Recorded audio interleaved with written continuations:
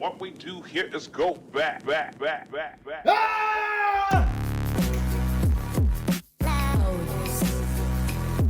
We'll be all in.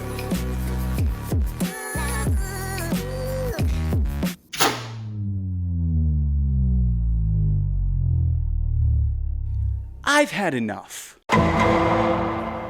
Gather round, children. Papa Sports Talk is about to teach you the importance of seeing the forest through the trees. What this means is that when things are going bad, it's probably best to get out of that situation before things start getting worse. I had this experience with a job recently. Things weren't going well, the higher-ups had no idea what they were doing, and I promptly got the fuck out of there. And what do you know? The place is about to go under. Suck on that one, Jess. In the case of the Dallas Cowboys, they're threatening to become a team that not only disappoints in the playoffs, but the regular season as well. Just look at the signs. I would anticipate, with looking ahead at our key contracts that we'd like to address, we'll be all in. Yeah.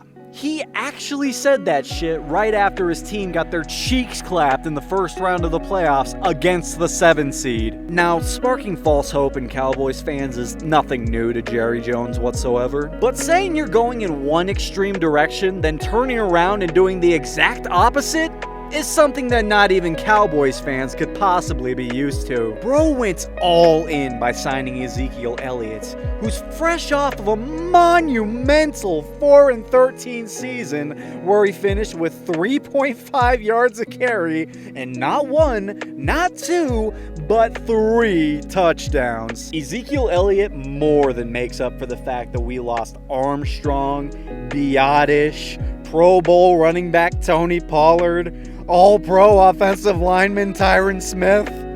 Any chance of making the playoffs? But wait, there's still hope.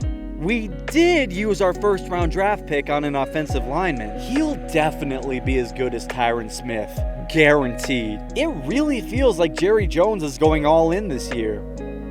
On the passing game. I mean, Jerry's even considering re-signing the franchise quarterback. What a genius! And the receivers?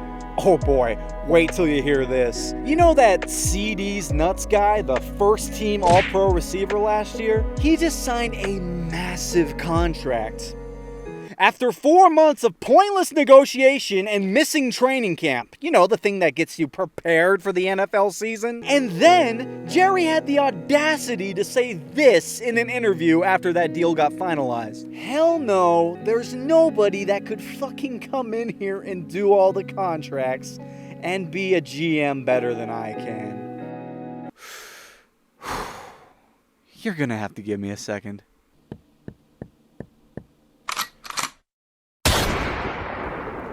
This was the final straw.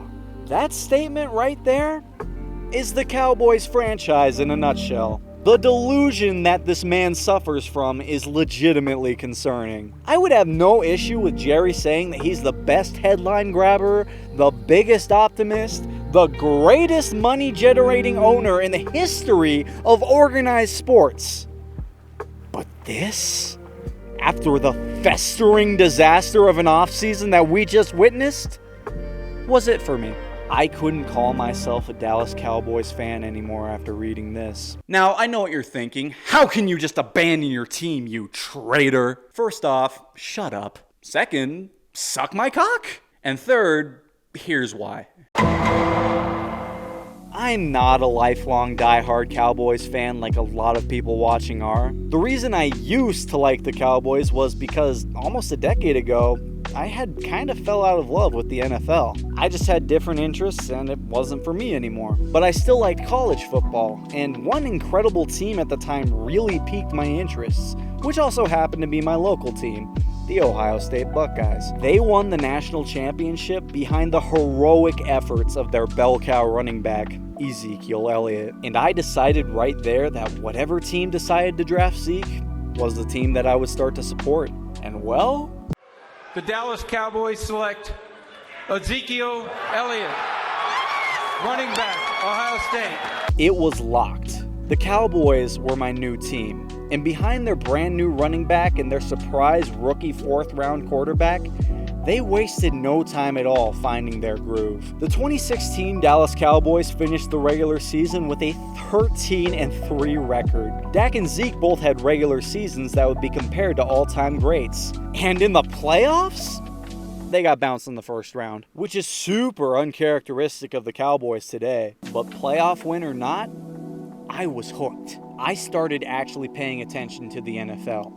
I named my fucking cats after Zeke and Dak. I even went to the Christmas Eve game in 2017 where I was gifted this hat and this mutilated jersey to the left of me. And ever since then, in chronological order, 2017, knocked out of playoff contention at the game that I attended. 2018, we actually won a playoff game. Blue balls. 2019, missed the playoffs and the division title by 1 game. 2020, missed the playoffs and the division title by 1 game. In a division where the Commanders won with a 7-9 record. 2021, we're back in the playoffs. Blue balls. 2022, we actually won a playoff game against Tom Brady. Blue balls. 2023, we got the 2 seed in the playoffs. This is our year. Blue balls. Now, speaking from personal experience, you can only get blue balls so many times before your dick and nuts shrivel up, stop working, and fall off. And this season, this team has 8-9 written all over it. So, I should have done this a long time ago. In conclusion, life's too short to persevere through rebuild after rebuild just to emerge on the tail end of it without a single conference championship appearance. So, who am I going to root for now that my favorite team spot is currently vacant? Well, I've been bandwagoning this team for a few years now. The second most viewed video on this channel is about this team's quarterback, and I think it's about time to officially make the transition. So, 3-peat.